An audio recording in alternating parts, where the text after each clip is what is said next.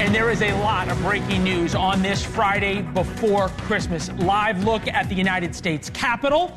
If you want to call a government shutdown a crisis, the shutdown has been averted. And on the left-hand side of your screen, Magdeburg, Germany, where a crisis is unfolding.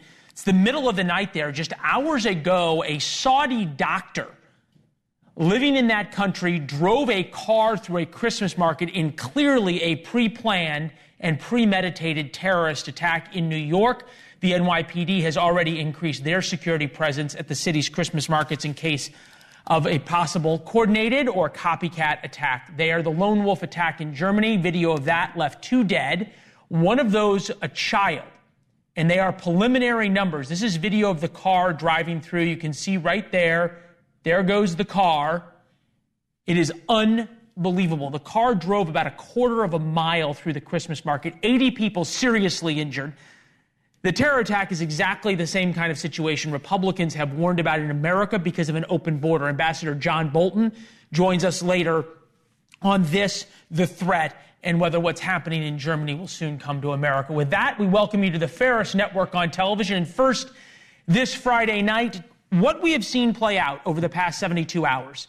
It's a government shutdown, or will the government shut down? Won't it? On and on and on. Fine. This is a preview of 2025. 2025 is going to be messy. And we know that because of how 2024 ended. Congress voted just in the past hour, a little bit more, to spend more of our money that we don't have in order for them to go home for Christmas. And by the way, Donald Trump didn't get what he wanted, not even close. This week proved that Elon Musk is the most powerful unelected man in America. So until Donald Trump pushes Elon Musk out, the duo have an enormous amount of power. And it's pretty interesting to watch because Elon Musk has given Trump cover, especially with the MAGA crew. Musk can float ideas. Musk can play enforcer. It's the ultimate good cop, bad cop. Just look at the media coverage over the last 24 hours. Democrats spent almost all of their time ignoring Donald Trump and going after Elon Musk. And it really is the reminder who now runs the Republican Party, and it's Musk. There does appear to be one president. It's Elon Musk. This guy's an elephant in a china shop. Elon Musk is president of the United States. This is the first time that Donald Trump has been out-populisted, out-MAGA'd by somebody else. With us now, Congressman Tim Burchett of Tennessee, who joins us now from the airport as he, along with the rest of Congress, is headed out. I'm compelled to tell our viewers that you voted no on this. Is there an irony, sir, that you're doing this interview where Donald Trump didn't get his way from the airport? No, not really. Trump didn't get the his debt ceiling that he wanted. You know, it was in last night's bill. The irony of it all is, so the Democrats whipped against it. They talked against it on the floor, and not a single Democrat voted against it. That's the irony of this thing. The bill is titled the American Relief Act. There was $5.7 billion in it for submarines, $100 million for the Coast Guard. Now, we just passed the NDAA last week with $6 or $7 billion, I think $9 billion in that bill. New money in a multi-billion-dollar bill for the military, but yet they felt compelled, and they've failed the last 8 audits. $10 billion for the farmers, $100 billion for disaster relief. Now, we're giving this White House $100 billion for disaster relief. We don't trust them with a nickel, Leland, yet we're giving them $100 billion to play with the next 30 days. $1 billion, they put $1 billion on the border just to take care of those folks. And then this week again, more money for Congressman, I've always appreciated you're willing to call things both ways. Donald Trump said yesterday, look, if there's going to be a government shutdown, better to have it on Biden's watch than mine, and let's get rid of the debt ceiling because Democrats is going to be able to use that as leverage come the summer. Congress must get rid of or extend the debt ceiling to 2029. The ridiculous debt ceiling. Without this, we should never make a deal. Remember, the pressure is on whoever is president. That was yesterday. And the Speaker of the House and Republicans, and by the way, Elon Musk as well, because he endorsed this deal, caved. Why was that, you think? I don't know. Elon was against it just a few hours ago. He actually tweeted against it. And, and the people that were close to him that were on the House floor told me that very thing. And so, but now he's for it. I'm not really sure. I don't know what goes on in those circles, oddly enough. But I do know the American public, we told them we were going to do separate bills. That was something I demanded. That's something Thomas Massey put forth as well. And what did we do? We lumped them all in again together because they knew they had to get it. Obviously, the Democrats got a lot of value out of it because they mounted a huge attack on it on the House floor just a couple hours ago. You saw all the video of the ranking member of appropriations on the Democrat side, and yet every single Democrat that voted against it. So help us understand, and I think it's what's going on inside the Republican. They voted for it. I'm sorry. Right. No, now all the Democrats voted for it. Before they were, you point out, against it. Help us understand what is going on inside the Republican Party. Look, politics is messy. We get that. But come 2025, where does the power lie? Is it with Elon Musk? Is it with Donald Trump? And why do you think Democrats now are so focused on Elon Musk? Because they're trying to divide him and Trump. They see him as a real threat. They're saying there's a billionaire controlling the Republican Party. That's bogus. George Soros has been controlling the Democrat Party for years. There's pictures out there on the internet. Just Google him with Pelosi, with every major Democrat leader in this country, in our Congress, Schumer, you name it, Hakeem Jeffries, they're all with Soros, but yet they're not saying anything about that. And they all orchestrate their talking points. They're very good at that with the legacy media that's going out of business, by the way, and that's why you all are so popular. I just think that they sent their talking points out. They're trying to hang on to power, and they know Musk will tear them apart. He's very popular with the young people. He turned Twitter around and turned it back over to the First Amendment. He's a great entrepreneur. They try to say something about, well, he's never done anything with rockets. He just bought a company. Well, dadgummit, if he did, he sure as heck turned it around. I don't see NASA landing rockets on landing pads. That's just, they're jealous. They lost. He was a guy that should have been a Democrat. I mean, he's a Well, he was, right? And he tweeted all the time about how he had been effectively a Democrat and the Democratic Party moved away from him. You make a great point, right? Musk has done the impossible. We wrote about this in War Notes. He caught the rockets with the chopsticks, built the Tesla supercharger network. It's been pretty remarkable. That said, that was his home court. He's an entrepreneur. He's a builder. He's a businessman. Washington's different. You know that. You're a businessman who showed up in Washington. Do you worry that even, for example, what just happened? Elon Musk and Donald Trump got rolled just now. They caved. Schumer and Jeffries got their way.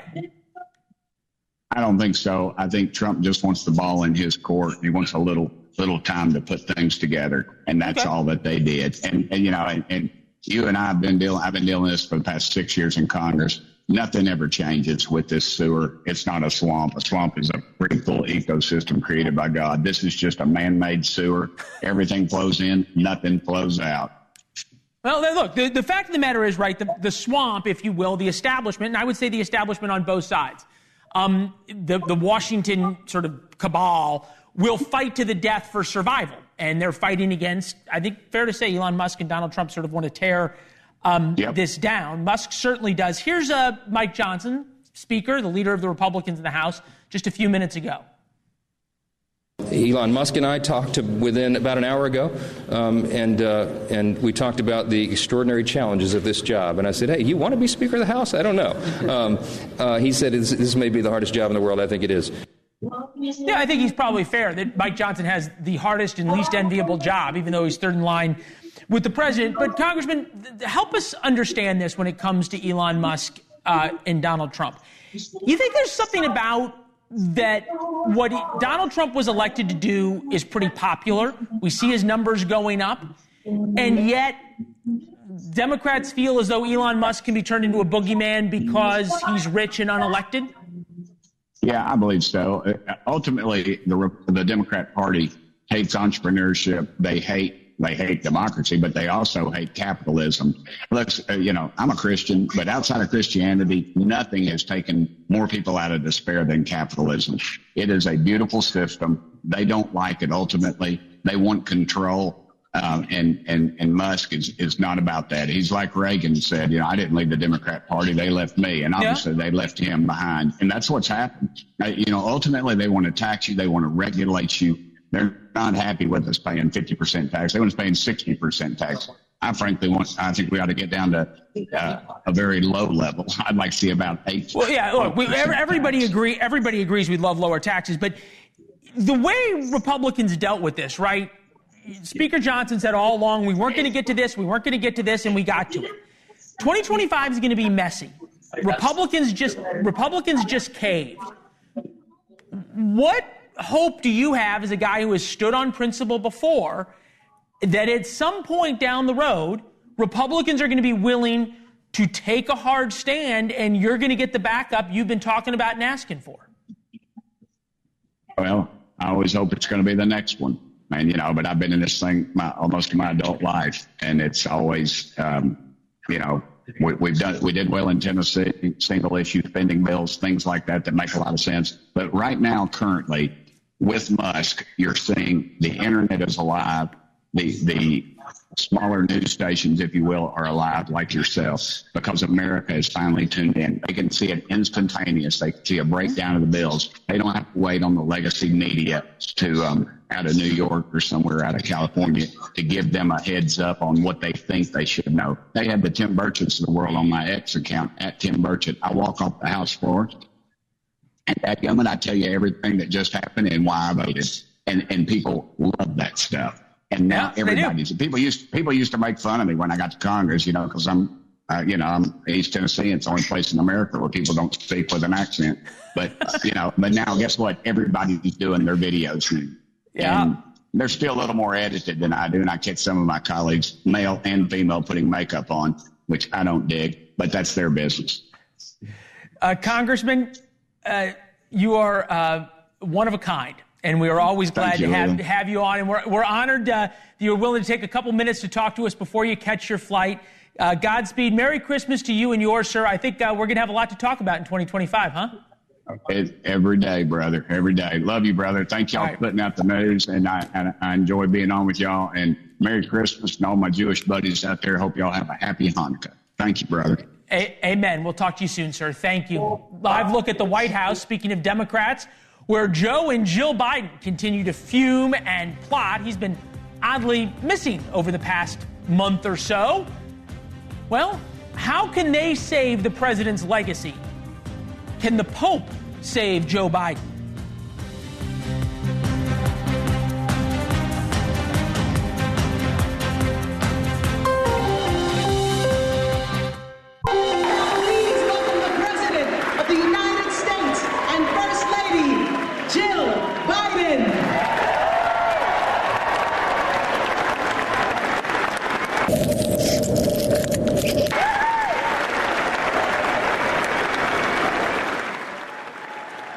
That was the snow miser herself giving Kamala Harris the cold shoulder during the 47th Kennedy Senator honors earlier this month.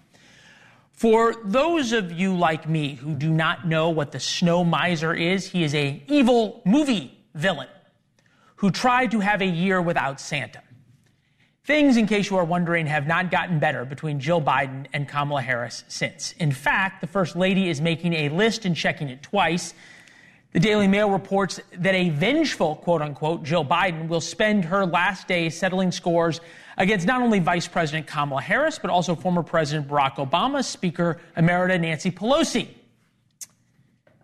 Somehow, we are trying to find the joy in Christmas. At least Jill Biden tried to find the joy in Christmas. Here it is.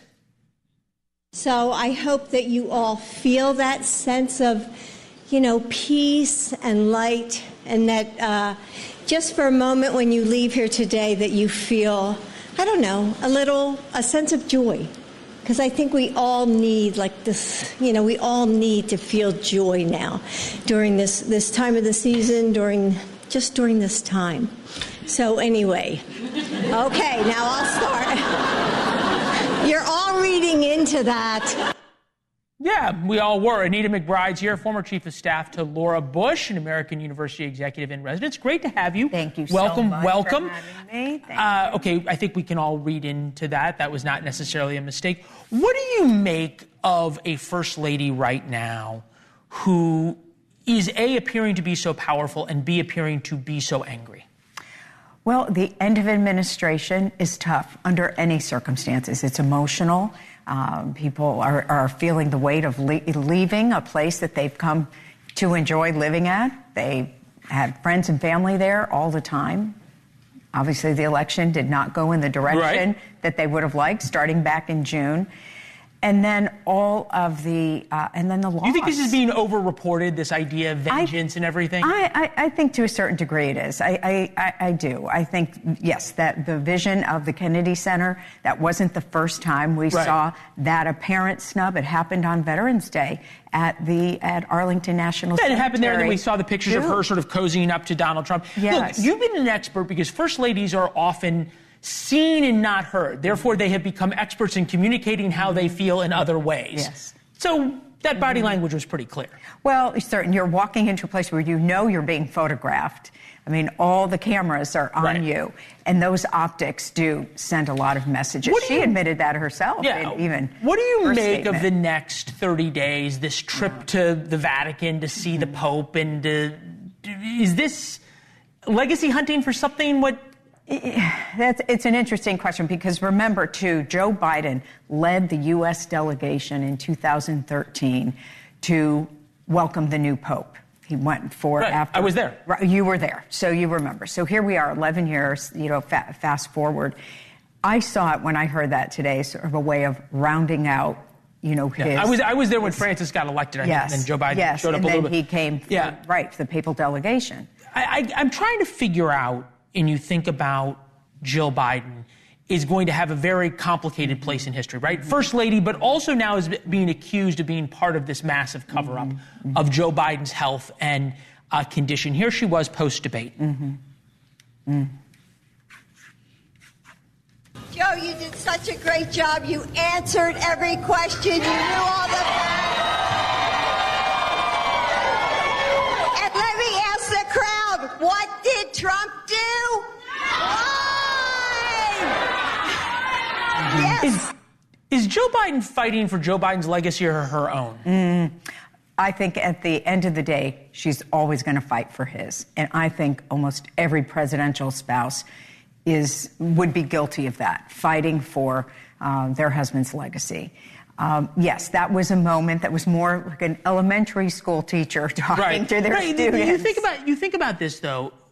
Take us inside the White House, right? Sure. You were the former chief of staff for Laura Bush. Sure. What is the decision of how powerful the first lady is going to be? And there's now a lot of reporting that she acted, you want to say sort of as, maybe not as president, but certainly as this gatekeeper who could speak on his behalf. Is that unusual? Well, I think we saw this being taken to an extreme, really, and it's not something that she's going to be remembered for kindly. I think part of, not her alone, but certainly part of leading a team or a group of people around the president who were very protective, and I think we're seeing more and more of that come out now. Democrats are making the argument, hey, look, or at least the Biden administration is, every president is protected, is surrounded, has his inner circle, on and on. Based on what you've seen, the idea that a first lady was this involved and this controlling, unusual? Well, we certainly have another example in history where probably the most powerful first lady was Edith Wilson, who truly did control her husband had a stroke. The gay people. And there was no real media coverage, and so it was much easier to do that behind the scenes. This was much more visible to everyone. End of an administration, and I think people forget how much George W. Bush was disliked. At the end, it was tough. Yeah, it was very tough. Yeah. Joe Biden leaves with the highest disapproval number in history, 66%. Nixon's disapproval rating, 66% when he left August in 1979. Would it be better just to go dark, to stop trying? Well, I think first, at the end of the day, you are president till those last minutes, till 11:59, a.m. on January 20th. So you can't completely go dark. Between now and January 20th, you have no idea what's going to happen in the world. There could be another crisis. You can't abdicate your responsibilities. I do remember George W. Bush saying, even in those waning days of unpopularity, the financial crisis, everything's falling apart, you have to sprint to the finish. You're elected for 8 years, not 7 and 10 months. We'll leave our viewers with the vision of Joe Biden sprinting. Thank you, ma'am. It's good to see you. He'll be ready to go home. Yeah, sure. Tonight, a massacre at a German Christmas market. The suspected attacker is from Saudi Arabia.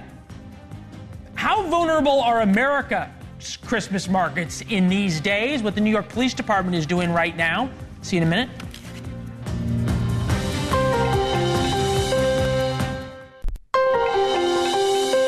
Tonight, major American cities, New York there, Las Vegas, are on high alert following a terrorist attack in Europe. The attacker targeted a small holiday market, therefore lightly guarded, just 5 days before Christmas. It happened in northern Germany.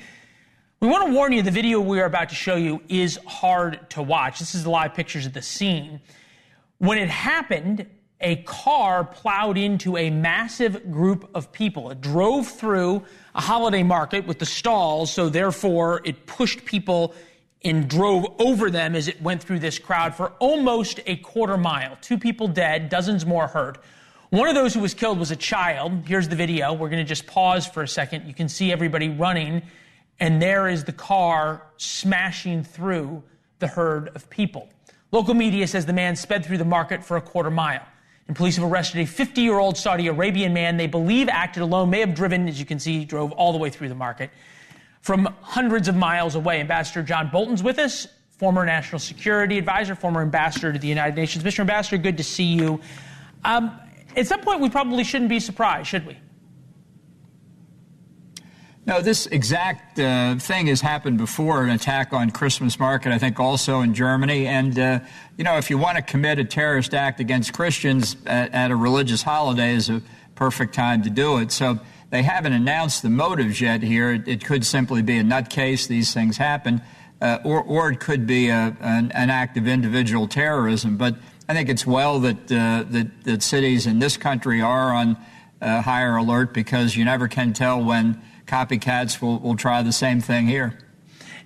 There has been so much made by Republicans about who and how many people have come across the border that we simply do not know about. At some point, I am more surprised that this hasn't happened in the United States more than if it did. Well, I think we're lucky. I think we've been on kind of advanced alert for over 20 years now, and I think that's had some impact. But I don't think we should rest on our laurels. Look, ever since the withdrawal of the U.S. and NATO from Afghanistan, foreign terrorist fighters have been flooding in. We know that ISIS-K has conducted terrorist attacks at a distance, one in Iran, one in Moscow earlier this year. Okay, not yet in Western Europe, not yet in the United States.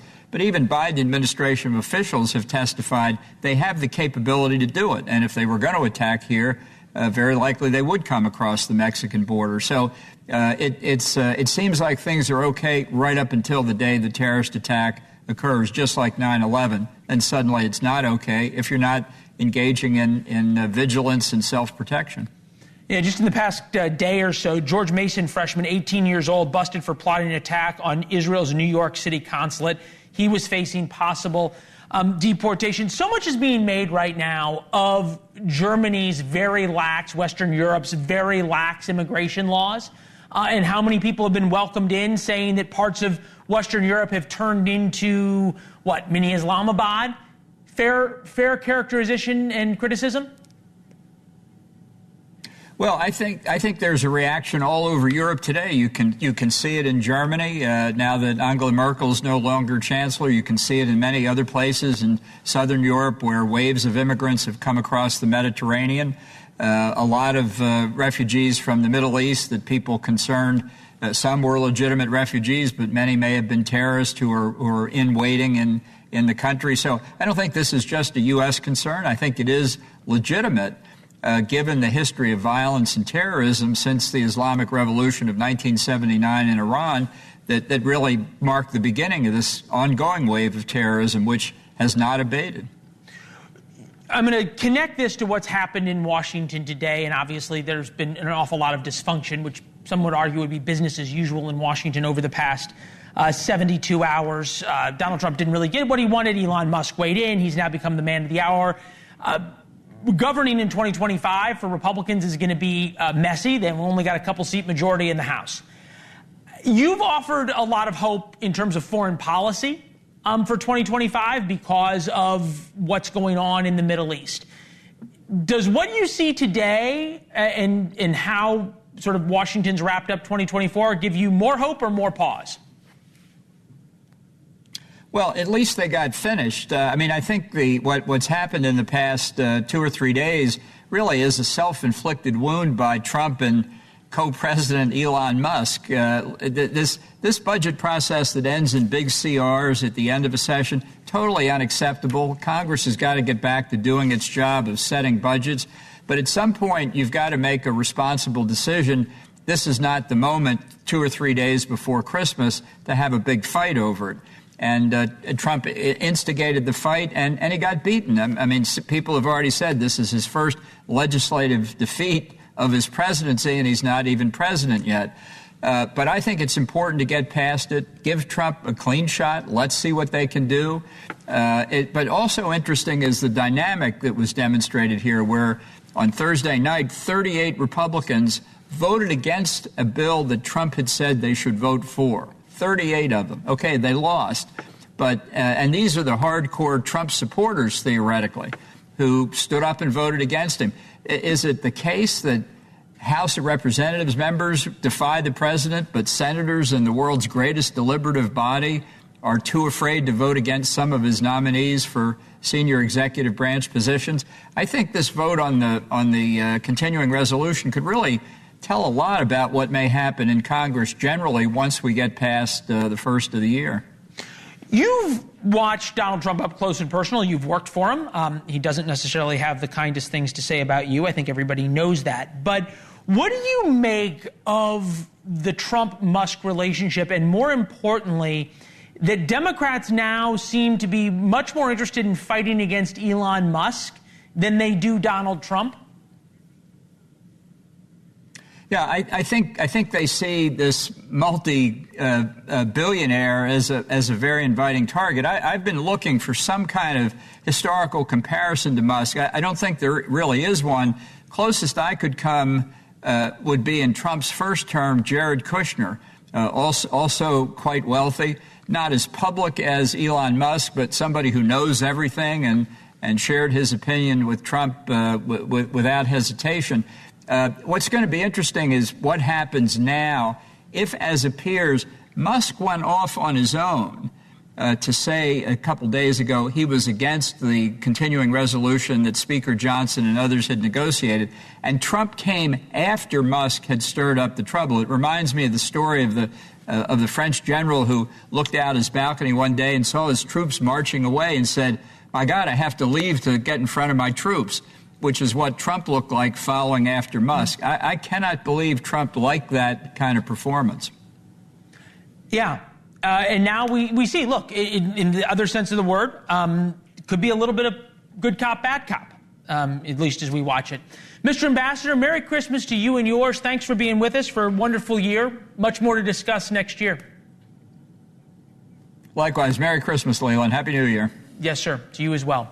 George Will has been Washington's most gifted observer for over 50 years. He's seen it all. He's covered it all. What he's learned about race relations in America will stun you.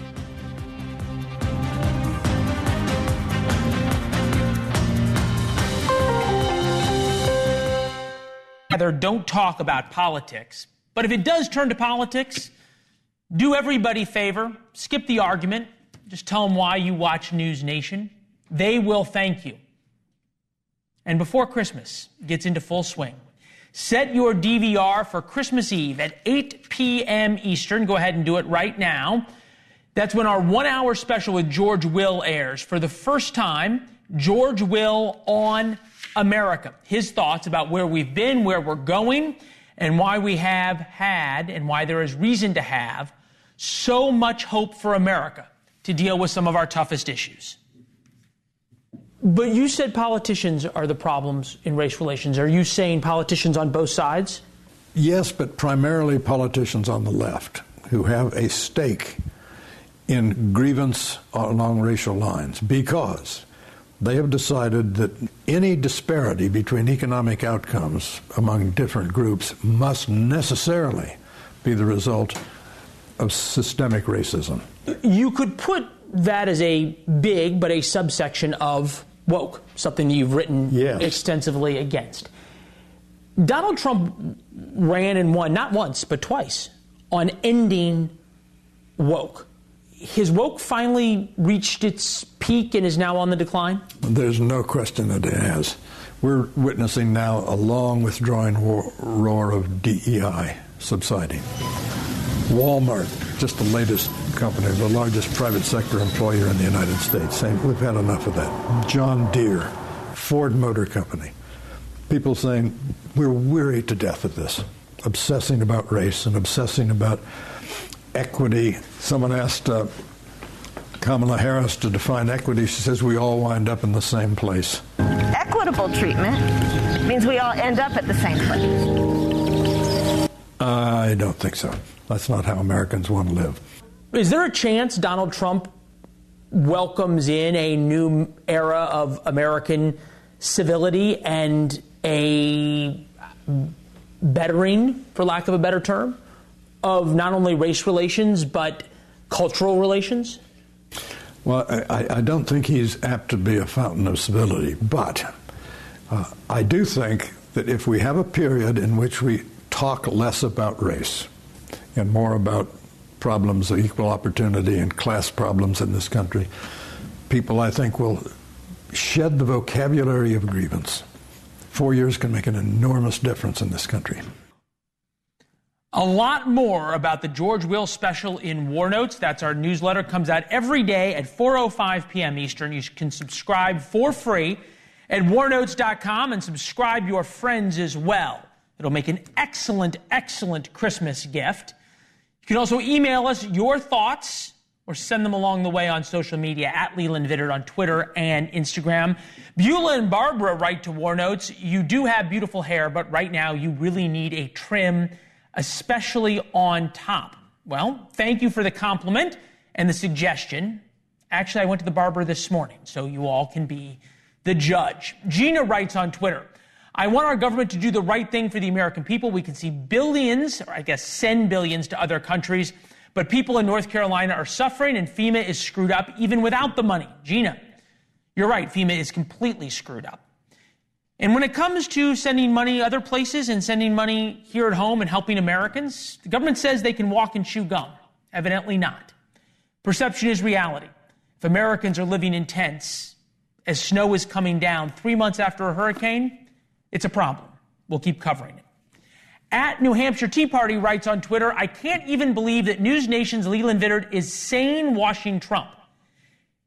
So I read that, and I don't know what sane washing means. We don't wash anybody or anything here.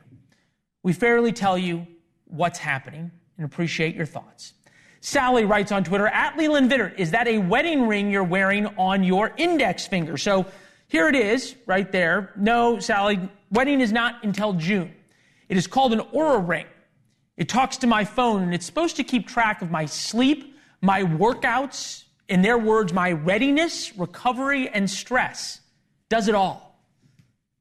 But I'll save you from getting one. Every day, this thing tells me right there to sleep more and drink less. And it's going to be very angry with me after this coming week of Christmas celebrations and watching football. That's on the docket for the Vittert-Putnam clan. For the first time, it's 12 teams in the college football playoff, and it feels just like the mini NFL, how one senator says he can save it.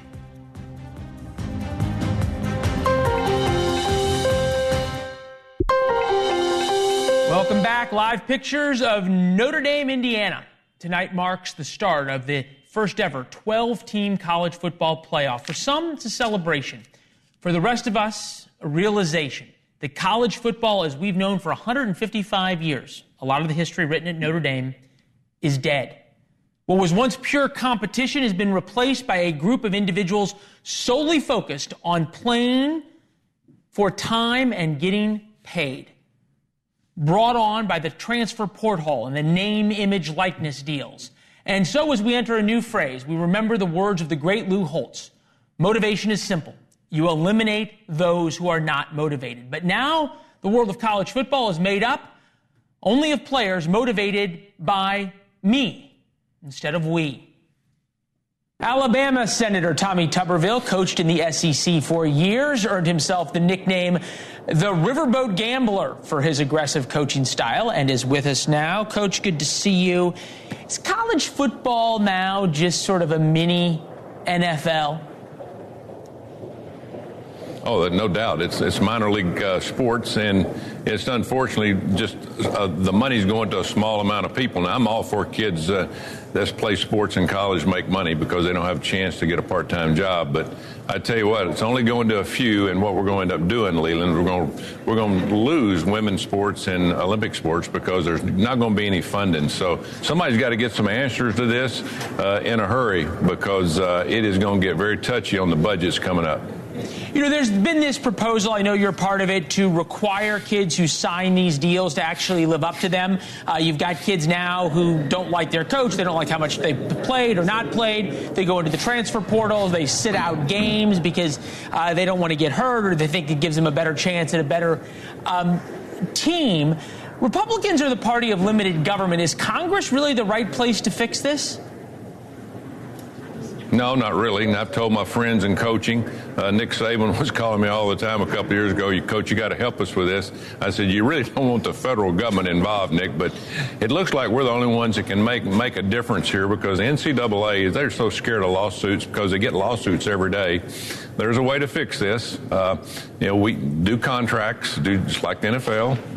If you're going to take money, you sign a contract for a 2 or 3 or 4 year contract, and if you leave, you got to pay money back. You forfeit that contract, or you're not eligible to leave. We've got to teach responsibility along with educational values in college sports because that's what it's all about. But until we get players understanding that they have to uphold their signature on the line of a contract, then we're not making any progress here. Yeah, I think you make a great point in terms of there is no responsibility or follow through. There's all this money on the table, but the kids can just sort of sell themselves the highest bidder and then go out for bids. Again, speaking of Nick Saban, this was him March 12th. Take a listen. All the things that I believed in for all these years, 50 years of coaching, no longer exist in college athletics. So it's always was about developing players. It was always about helping people be more successful in life. My wife even said to me, all they care about is how much you're going to pay them. They don't care about how you're going to develop them. There's a huge amount of money in this, you point out. Livy Dunn, $4.1 million. Travis Hunter, $3.4. Arch Manning, $3.1 million. These are the NIL deals. Then you think average payments by positions. Running backs, $340,000. Linebackers, $440,000. Quarterbacks, $820,000. How do you put the genie back in the bottle once all these kids see money rather than just an opportunity to play a game and to get all the skills that college sports used to give you? Well, you hit the nail on the head. The genie is out of the bottle. The Supreme Court said they can make money off their name, image, and likeness. The problem is the NCAA didn't come in at that point and put in rules and regulations, what you do, what you couldn't do, because, again, going back to what I said earlier, they are afraid of lawsuits. They just lost one lawsuit, Leland, House versus the NCAA. Every school now, every year has to pay $20 million in revenue to all the athletes at their university. Every school, $20 million a year. Now, if you take a business and put 20% on top the top line of what you're doing, you're going to go bankrupt. And that's what's going to happen here. You're going to have universities going to lose programs and eventually even go down. Wyoming just asked their state legislator for $1.5 million to survive the rest of the year.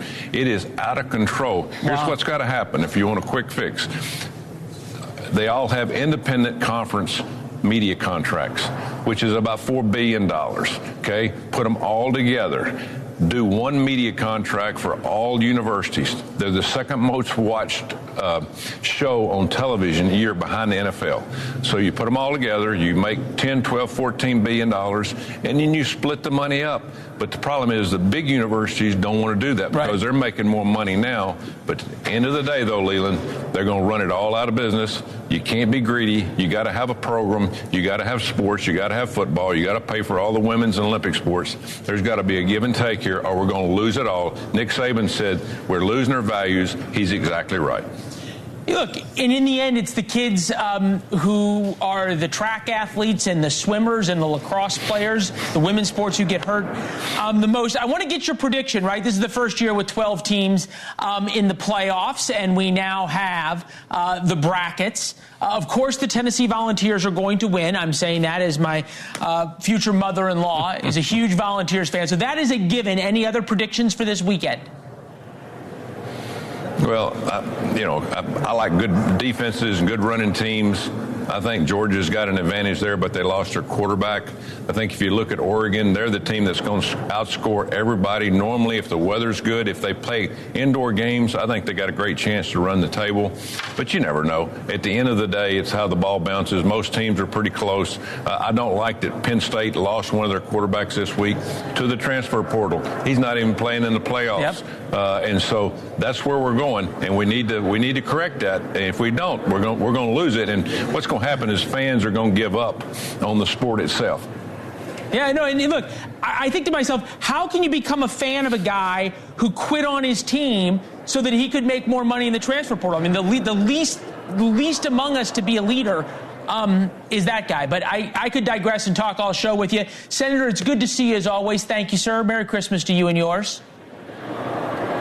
Yeah, Merry Christmas. Thank you, Leland. All right, good to see you.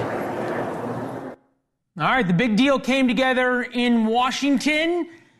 Everybody in Congress left except the two talking to Chris. Here he is.